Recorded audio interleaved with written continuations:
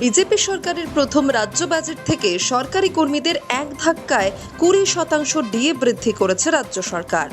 ষষ্ঠ পে কমিশনের আওতায় রাজ্যের সরকারি কর্মীদের মহার্ঘ ভাতা 20% বৃদ্ধির অনুমোদন দিয়েছে সরকার। ইতিমধ্যেই অর্থ দফতরের নির্দেশ এসেছে। এবার অর্থ দফতরের নির্দেশ মতো পঞ্চায়েত দফতরও ডিএ বৃদ্ধির অর্ডার জারি করল। পঞ্চায়েত কর্মীদের ডিএ বৃদ্ধির অর্ডার জারি।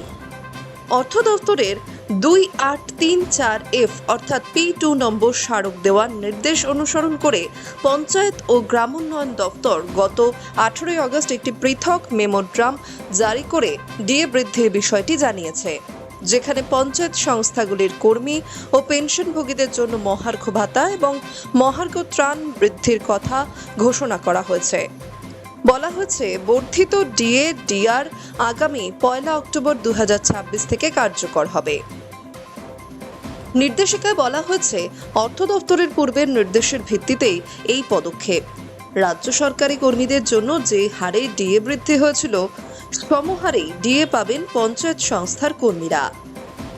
জানিয়ে রাখা প্রয়োজন, যে সমস্ত পঞ্চায়েত কর্মী ষষ্ঠ বেতন কমিশনের সুপারিশ অনুযায়ী সংশোধিত বেতন কাঠামোয় বেতন পাচ্ছেন, তাদের ক্ষেত্রে এই ডিএ বৃদ্ধি প্রযোজ্য।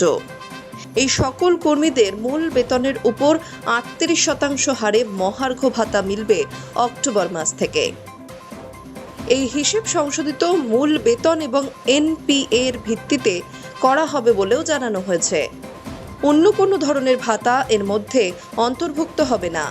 ষষ্ঠ বেতন কমিশনের আওতায় থাকা পেনশনভোগীদের ক্ষেত্রেও 1 অক্টোবর থেকে 38% হারে মহার্ঘ ত্রাণ কার্যকর হবে। উল্লেখ্য, পুজোর মাসে অর্থাৎ অক্টোবর মাস থেকেই সরকারি কর্মীদের অ্যাকাউন্টে 38% ডিএ ঢুকবে। বাড়তি 20% ডিএ মিলবে অক্টোবর মাস থেকে।